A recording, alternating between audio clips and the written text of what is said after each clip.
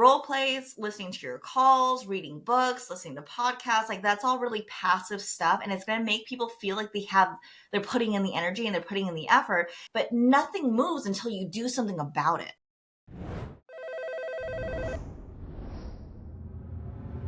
Welcome back to another episode of the Closers Network podcast, where we dive deep with top performers in sales, business, and leadership. I'm your host, Mike Sadikian, and on this show, I bring you insights from the best of the game to help you level up and become a top performer. I would love if you can help me reintroduce a returning guest, the best in the game. Help me welcome the one, the only, Trish. I like to still call her Tran, but she is officially a Rosenquist. Welcome, Trish Rosenquist. How's it going? Thanks for having me, Mike. Awesome. Well, I'm glad you're here. And honestly, Trish, the reason that I wanted you here is because I get a lot of feedback from closers who tell me there's ways that you articulate things that hits home that not a lot of other people could articulate in that specific way. You give a different perspective, a different mindset shift. And I'd actually love to talk a little bit about mindset today. As you know, we run a pretty massive sales agency, and we have hundreds and hundreds and hundreds of countless closers. And one of the things that I see people on the teams that I run running into on a day-to-day basis is the battle with the mind. And so I'd love to kind of hear from you and your perspective as someone who's been in the sales game for a long time, has sold all sorts of different products or services. How does Trish rewire her mindset when maybe she feels stuck or in a cycle of maybe losing, right, and not winning? How does Trish rewire the mindset in order to thrive? And you know, it's funny because, you know, we're so privileged, right? We get to talk to a lot of these closers from all these different backgrounds, different histories, different stories from all over the world.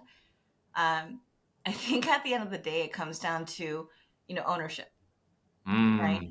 Like 99% of the quote unquote problems or quote unquote concerns that people are approaching me with, a lot of the times is because they're blaming it on external things which they have no control over, instead of focusing on their immediate environment of things that they do have control over, right?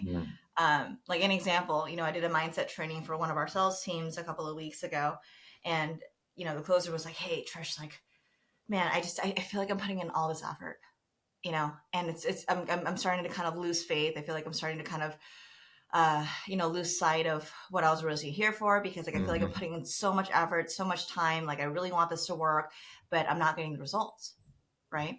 And so I told him, I was like, "Okay, well, what's the biggest issue that you're seeing?" And he goes, "Well, people aren't showing up to my calls." And I was like, "Okay, so talk to me a little bit more about what your call process looks like. You know, so how much time are you spending in your pipeline versus just waiting for someone to show up on the call?" And he goes, That's right. "Probably not as much as I should." And I could tell just in that moment, Mike, that like he had never thought about it before, you know, and he didn't know what I meant. And I think that he realized that, man, like I'm not prioritizing, you know, this lane. And because I'm not prioritizing it, I'm just passively waiting for results to happen. That can really F with your mind in all sorts of ways. So you feel like you're inputting a lot of effort, but it's not the thing that's actually going to move the needle, if that makes sense. And I think that part of it could be intention. Part of it could also be, again, ownership, right? What am I doing to make this specific result happen? Yeah, and that's so powerful. And, you know, you got me thinking a lot because, you know, we do work with a lot of people who are experienced, but also a lot of people that are looking to get into sales. And the one struggle that I see folks coming from a 9-to-5 having in the sales realm is, I think what we're talking about, right? It's like, hey, I'm going to sit there and I'm going to wait when it's my call time. Yeah. And if they show up, I'm going to take it. And if they don't, I'm just going to wait until the next call, right? But if you think about it, a traditional job wouldn't exactly work that way. You wouldn't just be waiting every 30 minutes or every hour for you to be able to complete a task or do the thing at hand, right? In between that time, you're usually doing work, right? Whatever that is, even if it's tedious, even if it's sending out emails, replying to messages, right? Having a colleague, you know, send you a DM or whatever that looks like. And I like to remind people coming into the sales world that, hey, you have to treat this as if it is an hourly job, even though it's not. But the time that you put into those activities is crucial. It's really important. Like if you do have a no-show, right, what are you doing? Are you Yeah. hitting up the past no-shows you've had and trying to rebook those calls? Are you hitting up future leads that are booked for tomorrow or the next day and seeing it can have the conversation today, open up those time slots and have additional calls, right? Or to your point, like, are you just kind of sitting there and hoping and waiting something changes and happens? Because what I've realized is hope is not a strategy, right? And just sitting there and waiting and expecting something to turn around for you is just not going to happen. And that's the trap that I see a lot of time newer closers, right, falling into, is they think, hey, I'm going to get into sales and I'm just going to decide to sell a product or service. And as long as I make that decision to do that, then everything's going to magically work out. But that's not the case, right? There's got to be work involved, right? Are you joining training sessions? Are you getting additional coaching? Are you watching your own calls? Are you hitting up those past no-shows, the past calls taken, doing the follow-ups, right? There's so many activities that somebody on the show, Micah last week shared. He called it, I think something along the lines of like high value activities, right? Yeah. Do you have a list of high value activities? So when you do have that downtime, right, you're spending the time focusing on the high value activities. So I think that's extremely important to point out, because sometimes, to your point, maybe the person just doesn't know what they don't know. So it's always good to have that reminder. Yeah. And if I could put it this way too, because I think that the intention matters, right? Mm-hmm. And I'm not sure exactly what Micah had mentioned in terms of high value activities, but here's the thing. You know, like I had a closer recently reach out to me and he goes, hey, Trish, like, do you have any advice for me, you know, to get better on this account? And I go, okay, well, what's the biggest struggle that you're dealing with right now? And he goes, well, I just don't have enough talk time. You know, I had 10 calls booked. I had, 4 conversations out of them.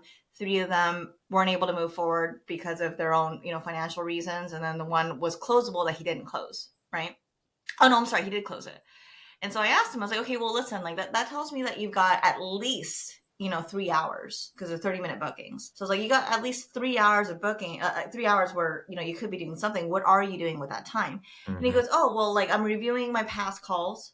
I'm looking over my script. I'm doing role plays. I'm trying to tweak my framework, A, B, and C. And I told him, I was like, dude, that's all prep work. Mm-hmm. Do you know what I mean? That's prep work. Yeah, like, that's that all doesn't prep necessarily work. have to be during the time that you are ready to start taking calls. Like, I feel like during that, and this is what was really, really helpful for me, because when I was a full-time closer, I had a really, really strict promise to myself that I would work 4 days a week, 5 hours a day. Okay. And I had a goal to make at least $20,000 in commissions per month. But that was my goal, right? That was the threshold that I wanted to meet every single month. But I also knew that I didn't want to slave away 12, 14 hours away to do it, And so what that meant is that, like, hey, all this prep work, all this shit that I could have been doing outside of work, like if I'm set aside 5 hours to actually talk to people, every activity that I'm doing in those 3 hours, maybe where I didn't have the person showing up to the call, is geared towards getting the next person on my call. So pulling for the people that I had, later that day, pulling for the people that I had the next day or whatever it is, asking the people that I had already closed for referrals, knowing that they had a really good experience. Like, is there anybody else I can talk to that you feel like would benefit from this, right?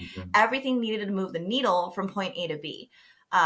Role plays, listening to your calls, reading books, listening to podcasts, like that's all really passive stuff. And it's going to make people feel like they're putting in the energy and they're putting in the effort, but nothing moves until you do something about it.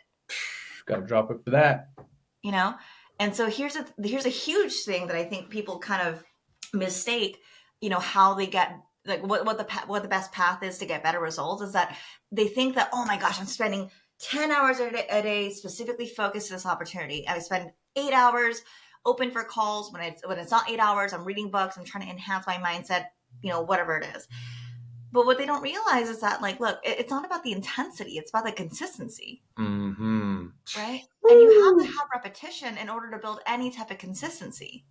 It's so easy to point out what you did wrong. There's the infinite universe of that. Right?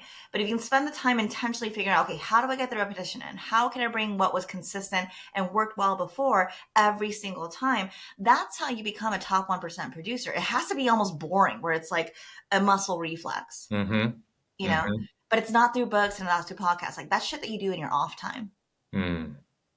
That's so powerful, man. I hope you guys are taking notes. You guys better be taking notes from Coach Trish. This is a rare opportunity right here. Man, that's so good. One last question I want to ask you, Trish. And you started off talking about ownership, right? Mm-hmm. So, if someone were to ask me, like, hey, Mike, like, how can I adapt more ownership in my life? I'd probably point them to, Jocko Willick's book and say, go read Extreme Ownership, right? But is there anything you may want to add to that where you can leave with our listener today as far as how can they have more ownership in their life? I think a lot of that has to do with self-awareness.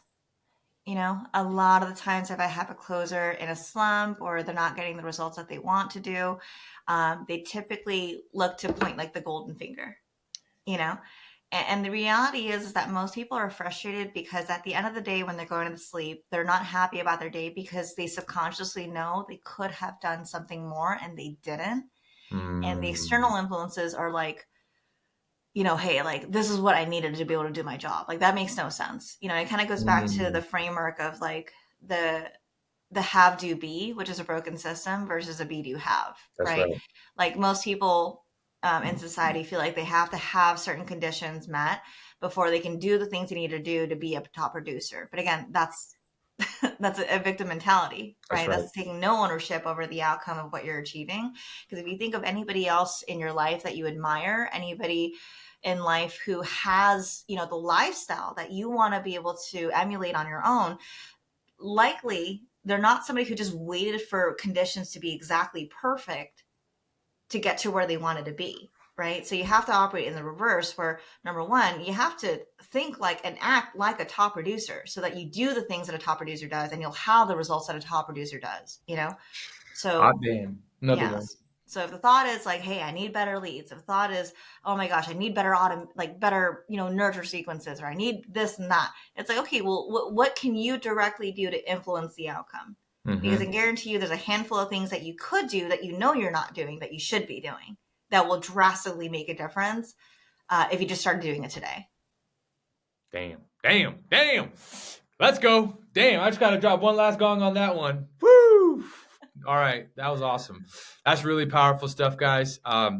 I'd go back and listen. This is such a short podcast and with so much value in it that I'd go back, listen to it one more time if you're struggling with any of these topics. And if you didn't take notes the first time around, take dang notes the second time around because it's that freaking good.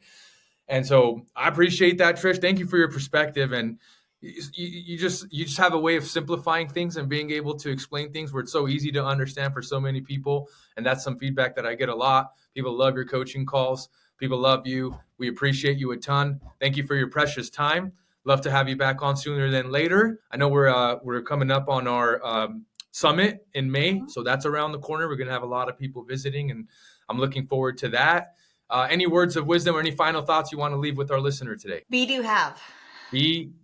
Have. Bam. All right. Well, Coach Trish, I appreciate you a ton. Thanks for everything that you do. And guys, till the next episode, we'll see you on the next one. Peace.